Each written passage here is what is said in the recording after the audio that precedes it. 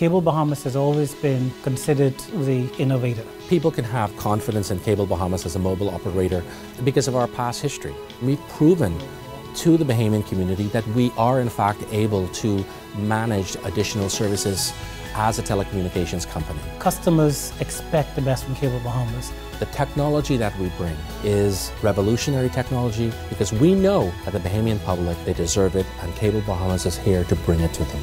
We are ready. Turn us on. Soca sensation Machel Montano in the Bahamas to headline Junkanoo Carnival. The BCPOU requests the Prime Minister intervene in BTC plans to make employees redundant. Several jet ski operators and taxi drivers arraigned on drug charges. Plus a family's plea for the return of a missing loved one. We've got those stories and more coming up tonight. I'm Dana Smith, and NV12 starts right now.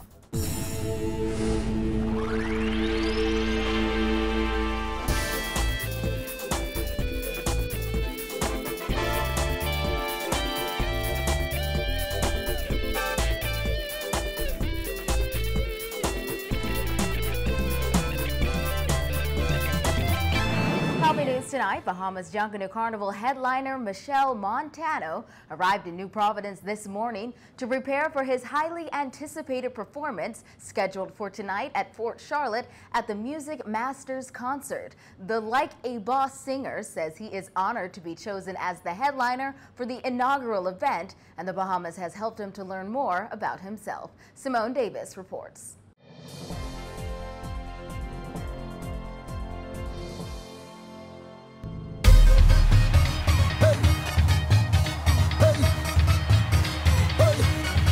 Look trouble now. Hey, he cut me down. Say, he cut me down. Like a, hey, ah. Every day is sweat, I come out to better, sweating more than you. It's sweat, I come out to wetter, sweating more than you. I come to wine and jam and I sure to catch it more than you. Cause when I'm fetting, of course, I just do it like a boss. Upon his arrival today, the Trinidad singer says he's happy to be viewed as the ambassador to the Bahamas. He also said after spending 3 days in Eleuthera this week, the journey of Bahamas Junkanoo Carnival has helped him to discover more about himself and feel appreciated. He also said he views the Bahamas joining Carnival as something beyond tourism marketing and more as a cultural expansion. It's an exciting moment because we could now use this as a new entry point. Something beyond tourism. We had tourism before, but now we have something beyond tourism. We have something called, cultural tourism. We have something where we rediscovering who we are. People will rediscover the Bahamas, not because they want to go in the Keys or because they want to go Atlantis, but they want to understand who the people are, why they look how they look, why they eat how they cook, why they joke how they joke. So this is my mission for life. I believe that I play a very important role, and I believe that I sit in a very unique. Montano said it has been his goal for the past few years to connect many Caribbean countries through soca music and carnival. He said now is the time to show the world the power of the Caribbean culture with the unity of carnival. I have a very firm belief that we live in a moment when the Caribbean, it is our time. The Caribbean is in full focus. Why? Because of our lifestyle, because of what our lives, portray to the rest of the world. Yeah. We portray a lifestyle of paradise. Throw your troubles away. Irie man, no problem. And the rest of the world would love to experience that right now. And I think it is up to us. This is our moment to show them that, as the minister said, together. Montano said he expected Bahamas Junkanoo Carnival to be a good event, but when he learned more about it and experienced some of the events and saw the top-notch stage setup, the entire production exceeded his expectations. It is beyond my expectations. And as I say that, I get a little bit emotional because I'm very, very, very concerned about these things. I'm very, very concerned about us being first world. Yes.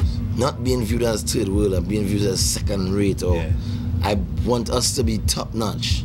and where we can get the corporate sponsorship and where we can get the government help to put our best foot forward, we must always do this. Montano also brought Grammy Award-winning singer and songwriter Angela Hunt, who is most known for writing the famous hit single Empire State of Mind, sang by Jay-Z and Alicia Keys. She's also worked with the likes of Rihanna, Nas, Diddy, Britney Spears, and much more. Hunt says she's excited to witness Bahamian talents during the Music Masters competition, where the winner will receive a Sony contract. Montano also said he is open to working with young Bahamian artists who share great talent.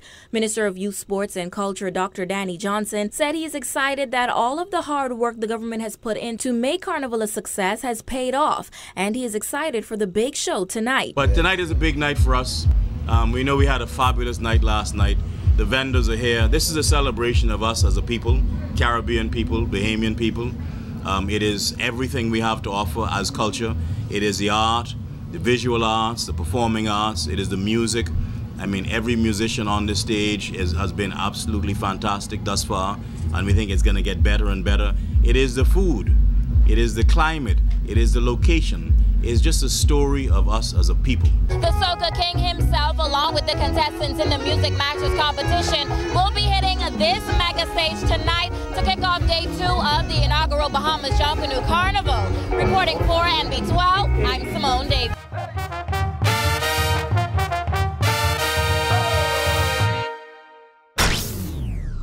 Bahamas Communications and Public Officers Union President Bernard Evans says the union has sent a letter to Cable and Wireless CEO Phil Bentley, as well as to the Prime Minister, requesting they intervene in BTC plans to make several employees redundant. Following what BTC officials called a poor response to voluntary separation packages, the company is preparing to carry out a redundancy exercise. However, Evans said BTC has yet to inform his union which departments or employees will be affected. He said he's hoping that either the Prime Minister or Cable and Wireless will step in within the next week. Kyle Joaquin reports. I believe we give them 1 week, 7 days, 7 working days, and after that, then, you know, we can't give an account for our actions after that. 1 week is all Evans said the union is giving the Bahamas Telecommunications Company to resolve the redundancy matters. He told reporters outside BTC today that he can't remain calm anymore and make the union look like a sellout. Evans said this week alone, 2 meetings to begin negotiations on an industrial agreement have been canceled. Their previous agreement expired over a year ago, and a new one was set to be discussed once a new CEO was selected. However, with BTC having already announced plans to shave its staff count in preparation for the liberalization of the cellular market, Evans said the discussion needs to be had now. As union members prepared for today's press conference outside BTC's headquarters on JFK, they were approached by security asking them where they got permission to invite the media on premises. Still have shares, and we are shareholders, and so we should not be restrained. I feel like I am being restrained. You are perturbing me from moving back and forward freely. The BCPOU president said he found it strange that after making the call for a general meeting to be held last night, a correspondent was sent out from the desk of the BTC CEO advising employees that in preparation for competition, the company would have to do some restructuring. Evans says as it stands, the union has no idea how many people BTC plans on letting go. We can't confirm because we don't know about the list. We heard about the list. No one has confirmed that there is in fact a list and wanted to share it with the union as yet. So we can't even say whether it's 1 person on it or 500 persons on the list. We can't say. The union president said every BTC location they visited had one thing in common: low staff morale, and it's all because of the uncertainty. He said all the people know is that 150 to 200 jobs are at stake. Thus, he said a letter has been sent to the Prime Minister and Cable and Wireless CEO Phil Bentley in hopes they would step in as representatives of the 2 major shareholders. Deputy Prime Minister Philip Davis has already said BTC is a private company and the government could not intervene. Evans said he's dumbfounded by all of this because he figured that now that the Bahamian people have regained the majority shares of BTC, things would have been better for the union. But he said that's not the case. We always wanted the government to have more say. We thought that this is a Bahamian company. The staff behind us, they worked diligently and built BTC what it is. We thought due respect should have been shown to us all this time. And for the government of the day to say that, well, we can't say anything or we don't have power to say anything, we find that very, very unacceptable. It's totally unacceptable. Evans said they at least expected for there to be a broker or for government to show some kind of effort to save jobs. He said the union has demonstrated extreme patience to a fault during the ordeal. Calls placed to BTC CEO Leon Williams today went unanswered. Reporting for NB12, I'm Kyle Joaquin. After spending millions of dollars revamping the Supreme Court system over the past 2 years, Attorney General Allison Maynard Gibson says the focus has now shifted to the Magistrate's court system, which is widely viewed as inefficient. Jasmine Brown has more in this report. The AG says while the lower courts are currently housed in state-of-the-art facilities, it will take more than pretty surroundings to improve how the lower courts function. We're all aware that the process for justice, especially the criminal justice system, originates in the magistrate's court. We have been focusing on the Supreme Court, and we've been getting good results, and things are moving in the right direction in terms of fixing the system. Our attention is now being shifted to the magistrate's court. According to the AG, many of the changes that will take place are recommendations made by officials at the Commonwealth Secretariat, International Development Bank, and U.S. court system. The AG's office has been in consultation with these organizations as a part of the Swift Justice program, but she admits the revamping of the administration and processes at the Magistrate's Court will not be easy, and adds that the starting point will be with criminal matters. The prosecution's office, as you know, has already moved to the Magistrate's Court in Nassau Street, as opposed to sitting here in Bank Lane. We have also acquired a building in that area that will be used for witnesses. At the moment, witnesses commingle with the family of accused persons, the family of victims, and they're vulnerable and they are susceptible to intimidation and interference. What we have also done is put a situation in place where the officer in charge of prosecutions and his team will report to the Director of Public Prosecutions for the purpose of being able to effectively manage the entire system. The AG says she believes these changes, among others, will restore confidence in the system and help reduce negative perceptions of the judicial system. Of course, we'd like to see it impact people's lives positively, immediately.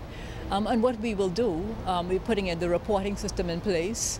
And we're hoping that as we all, just like in the Supreme Court, as we see things moving in the right direction, momentum will gather and people will appreciate and buy in. The AG says while there is a need for improvement, there have been successes along the way. She noted that there was a 460% decrease in time required to present a voluntary bill of indictment and an increase in the number of cases heard from 118 in 2012 to 200 in 2014. Reporting for NB12, I'm Jasmine Brown. A taxi cab driver admitted in the Magistrate's Court today that he was caught on Wednesday, April 29th, with ecstasy. 43-year-old Gary Swaby of Bernard Terrace, seen here in the gray Old Navy hoodie, was attempting to clarify to Magistrate Andrew Forbes that the charge being read to him, that he was caught with cocaine, was incorrect and it was actually ecstasy. He said tourists were harassing him for it. However, Magistrate Forbes asked him if he realized that he had just called for there to be an additional charge. Swaby was one of 7 taxicab drivers and jet ski operators brought before the courts today after they were allegedly caught in the act by undercover officers. The men, 58-year-old Don Turnquest in the gray t-shirt, 49-year-old Glenroy Jamal Oliver in the orange striped shirt, 43-year-old Gary Swaby, and 26-year-old Lavardo Lightborn in the green Miami Dolphins jacket were charged with possession of dangerous drugs, namely cocaine, soliciting with the purposes of selling dangerous drugs, and supplying dangerous drugs. 53-year-old Neville Taylor in the white t-shirt and 36-year-old Robert Colley in the beige suit were charged with possession of dangerous drugs, namely marijuana, soliciting persons with the purpose of selling dangerous drugs, and selling dangerous drugs. The men all pleaded not guilty to the charges, were denied bail, and will be on remand at prison until September 7th. There's more news after the break, so stay with us.